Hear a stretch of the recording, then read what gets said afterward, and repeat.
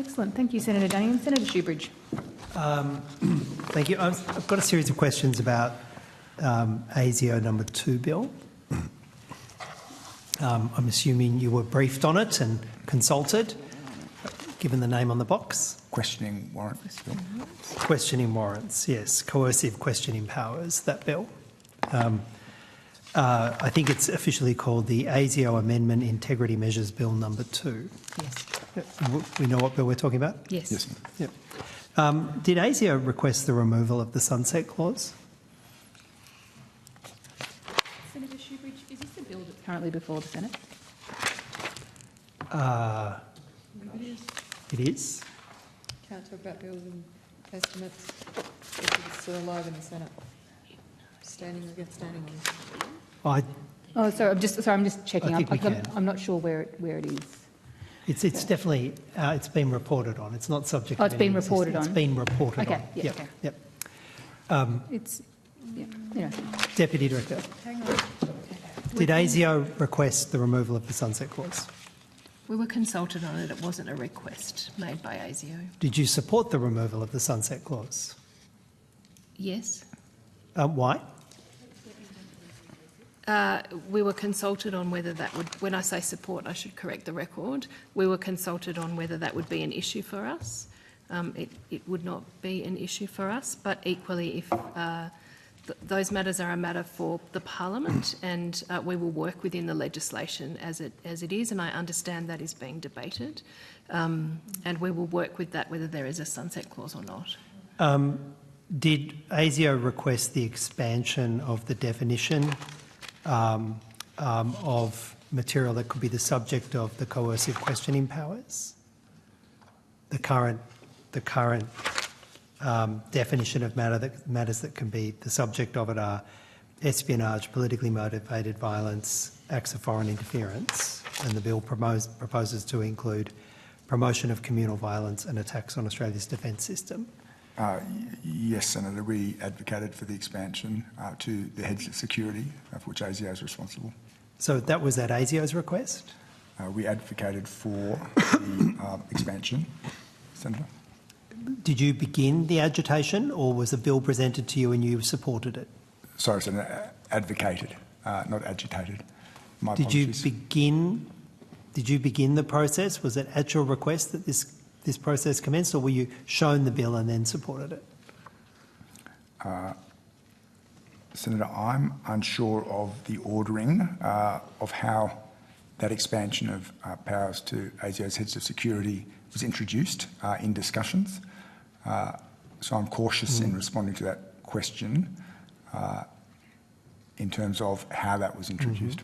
How are attacks on Australia's defence system not already picked up by the existing heads, either any of espionage or obviously politically motivated violence or acts of foreign interference? What are you intending to pick up there that's not already covered? Senator, our heads of security are pretty clear in the ASIO Act. It is a discrete head of security in the Act. It is not included in those categories or those heads of security that you referred to. Well, perhaps you could take on notice and actually, just given the time, provide an answer about what it's intended to cover that's not already picked up by the espionage, politically motivated violence or acts of foreign interference. Well, it's the remaining heads of security, sabotage, security defence systems. But an attack on Australia's defence system would ordinarily meet the test of politically motivated violence. No, Senator, it's a discrete head of security in the ASIO Act. It's discrete and has a purpose in that regard. Are there examples from your work where you have found the absence of coercive questioning powers means that you've been unable to prevent attacks on Australia's defence system? Has this come about because of experience that you found this gap? Senator, the security environment that we are confronting at the moment is diverse, dynamic and degrading. We are finding a confluence, as the Director General has spoken to before, of the threats that we are confronting in a counter-terrorism space, ideologically motivated violent extremism, is sometimes intersecting with religiously motivated violent extremism. These challenges are coming at Australia in a way that is, I would say, unprecedented. Well, each of those elements would, the ones you've just identified, would be covered by politically motivated violence. In the counter-terrorism domain. I think in the Director General's threat assessment last year, he spoke about everything, everywhere, all at once. That was in relation to ASIO's responsibilities in the ASIO Act. Our heads of and those threats, whether they be in the foreign interference, sabotage, defence systems, are all responsibilities for ASIO to confront. But my question was, have you found the absence of this expanded coercive questioning powers has meant you've been unable to prevent attacks on Australia's defence system to date? Senator, ASIO provided submission to the Parliamentary Joint Committee on Intelligence and Security, which I think put on the record our support for these powers and explained our position. Well, but could you answer my question, please? I'll take that on notice if I could, Senator. All right. What are you intending to cover with coercive questioning powers that cover the promotion of communal violence? What is your understanding of where you want to go with the word promotion? Does it require intention? What is your understanding of how far you want these powers to go? Sorry, Senator. If you just give me a moment, please.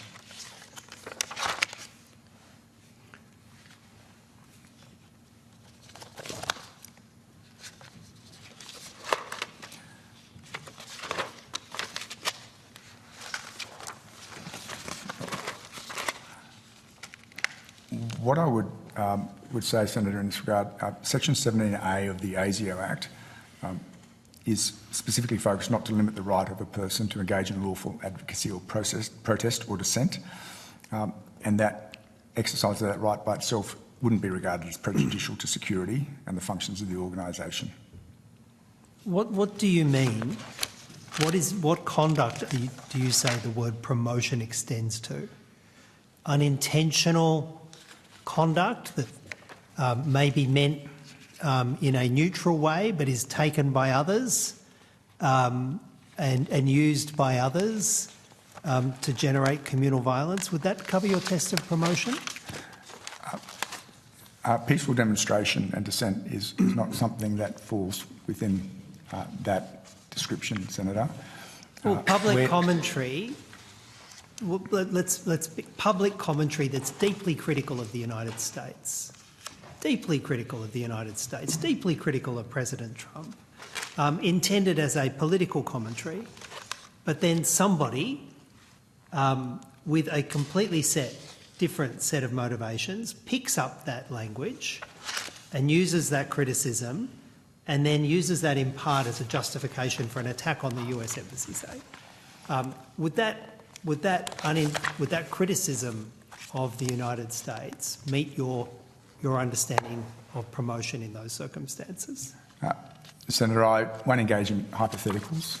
Well, you tell me where the boundaries are. What I would say is Section 17A of the ASIO Act is very clear. It does not limit lawful advocacy or protest or dissent. So what are you hoping to get? I'm not asking what you're intending not to capture. What additional conduct are you hoping to capture with the use of the word promotion there in terms of... So it's not engaging in communal violence, it's not acts of communal violence, it's promotion of communal violence. What are you hoping to capture by being given power to do coercive questioning over promotion? Promoting or advocating for violence in ASIO's remit, when someone motivates towards or moves towards violence. I understand if it had been advocating, it's a very different word. I understand what advocating is. I don't know what you intend to cover though, what you intend to be able to capture by the use of the word promotion. Senator, I think the key word is violence, promoting violence, advocating for violence. What does promotion mean, though? It doesn't, on its face of it, require intent. It doesn't require an active link. What do you understand promotion to require? Senator, it's an interesting question. What moves towards violence? Our interest will be where the threshold has been met, where the temperature has moved to a point where violence is the means that's been sought. Well, it doesn't require intent. You say sought. Promotion doesn't require intent. As drafted, it doesn't require the conduct to have been intended to. It's neutral as to whether or not there's any intent. It could be used by somebody for a totally different purpose. I'm asking you, this is one of the key questions that is before, legislators at the moment. The scope of this word promotion. What do you think it means? I'll draw upon the definition in Section 4 of the ASIO Act, if I may, and that is activities that are directed to promoting violence between different groups of persons in the Australian community so as to endanger the peace, order and good government of Australia. Promotion isn't accidental, I would say. It is directed. Sorry, what is that defining in the, what's the definition of in Section 4? Promotion of communal violence. Is that the proposed definition? No, it's in the ASIO Act. Again, I ask you, do you think it requires intentionality? Is that your understanding? I think there is a difference between criticism that led to violence, but intentionality is certainly something that is important. Is it a requirement? As you understand it, will that be a requirement? Senator, I don't understand I do not have in front of me the materials supporting the bill to respond to that question tonight. Could you take it on notice? I'll take that on notice. But sitting there you want this for a purpose. Would intent be consistent with the purpose for which ASIO wants these powers, to cover that kind of conduct done with intent, malicious intent? Or are you hoping to cover people who have no malicious intent and where their conduct, where whatever they've done is taken by a third party? Are you hoping to be able to cover that body of activity with your coercive powers? Senator, the promotion of communal violence is not a new head of security. It has existed in the ASIO Act for many years. Intentionality is an important component of that, and we are not interested by law in lawful advocacy, protest or dissent. Perhaps I might just go to a final point. I don't know if you're aware of comments that have been made by the Islamophobia envoy. I think actually we had a statement submitted. His opening statement was tabled. Was tabled, yep. The opening statement that's been tabled by the Islamophobia envoy today. And I don't expect you to be following closely tabled documents in the Legal and Constitutional Affairs Committee website.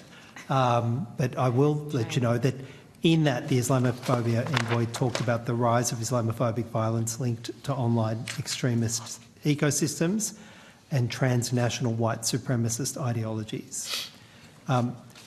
Do you agree that there is a risk of Islamophobic violence associated with extremist ecosystems, and most specifically here, I suppose, transnational white supremacist ideologies?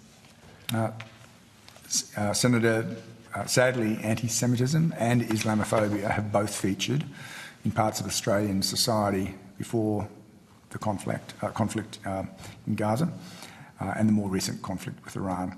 Yeah. We are interested in any form of violence that threatens Australia or Australians. I saw what the Director General, the evidence given in the Royal Commission on anti-Semitism, and I'm sure if I asked you to do that, I'd get an objection from the government about it's covered by the Royal Commission. So we won't go down that path, but I'm asking about Islamophobic violence and the connection with transnational white supremacist ideologies. Do you see a link between transnational white supremacist ideologies and the rise of Islamophobia in Australia? Senator, there is a confluence of threats in Australia today. As I mentioned so specifically to that question, our environment is dynamic, diverse and degrading. Politically motivated violence is one of our concerns. The national threat level remains at probable, but we are concerned about the temperature and trajectory of our security environment. Grievance is growing, social cohesion is straining, trust in institutions is declining, and intolerance is spreading. Radicalisation is increasingly occurring online, and extremists are increasingly engaging with each other in encrypted chat room groups, as you suggested. ASIO is extremely concerned by the number of young people, particularly young men, who are being radicalised online and mobilising to violence relatively quickly with little to no warning. Espionage and foreign interference are another of our principal security concerns. Based on what ASIO is identifying and investigating, more Australians are being targeted for espionage and foreign interference than ever before. So this is a complex, challenging and changing environment in which Australia is But you see, Deputy Director General, I was asking you about transnational white supremacist ideologies. Can you please address my question? Transnational white supremacist groups are of interest to ASIO, as are anyone else who threatens. I'm sure there are others. I'm not suggesting there aren't others. I'm asking you about this. What do you see? Is that an increasing threat? Is it static? The evidence from the Islamophobia envoy is that it's increasing, it's rising. Is that consistent with ASIO's assessment? We are concerned about nationalist and racist violent extremism. We've been warning about that for some time. Some of these groups have international connections, but many do not. All right. So do you have a strategy to disrupt this transnational ideologies? Where is it? How is it coming into the country? Where is it sourced from? I mean, on my observations, a significant amount of it is sourced from the United States. Is that where you see a significant source of this transnational white supremacist ideologies coming from?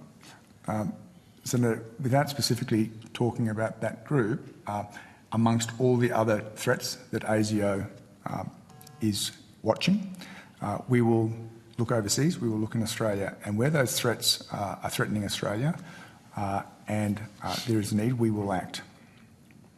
Well, a good example might be our recent investment the recent investment government's made in our online capabilities.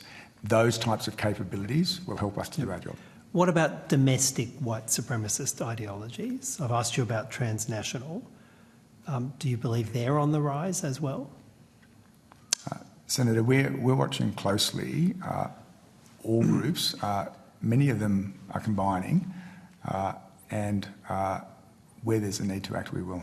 Well, I'm asking you specifically about white supremacist ideologies, and you can see multiple evidences of it, you know, with Nazis out the front of the New South Wales Parliament, with hateful comments being made online, talk about, you know, a white Australia and Australia for white man.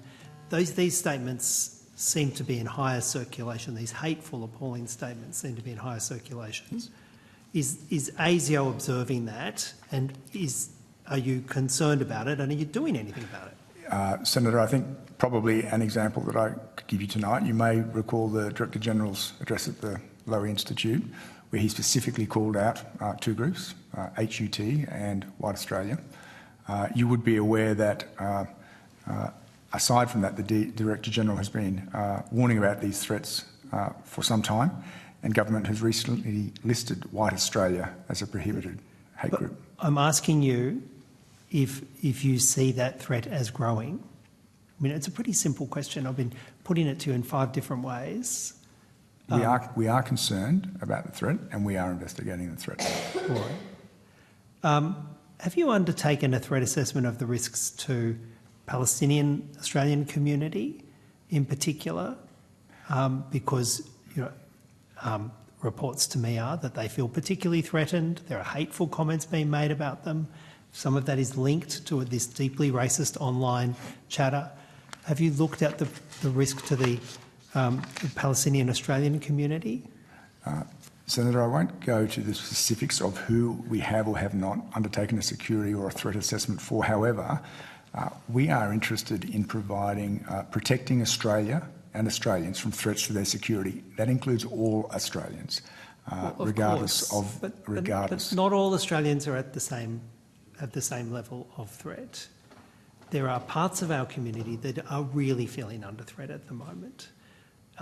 We know that the Jewish community has expressed that very clearly, but so too has the Palestinian community, the Muslim community, First Nations community. You know, there was a bomb thrown into a First Nations rally in Perth. We're very aware. Are you treating the threats to these different communities with a fair share of resources? Senator, let me assure you that we are impartial in our activities. Where we see a threat to Australia or Australians, all Australians, we will act. Well, have you undertaken a threat assessment as against the First Nations community here? Because some of the most hateful things you could imagine are being said online. Senator, as I said earlier, I won't comment specifically on who we may or may not have undertaken threat or security assessments on. What I will assure you of is that we will act impartially to ensure the safety of Australia and Australians. We see we got a level of quite granular detail from the Director-General about the nature of the risk, the threats and the responses to anti-Semitism. And that was put on the record in the Royal Commission. But when I ask you for anything like that in relation to the Palestinian community, the Muslim community, First Nations community, all of which we know are facing heightened risks of threats, nothing like the same level of detail is provided. How is this? Senator, I think you referred to information provided to the Royal Commission. Yes. That information may have been provided to the Royal Commission in this forum, providing detail of our activities, our priorities, and our operations is not something that I will go to. Has ASIO received any requests from foreign governments or intelligence partners to monitor individuals in Australia on the basis of their political views on the Israel-Palestine conflict? Senator, I will not go to the detail of our engagements with partners in a public forum. Sorry. I know at the time, Chair. Thank you very much.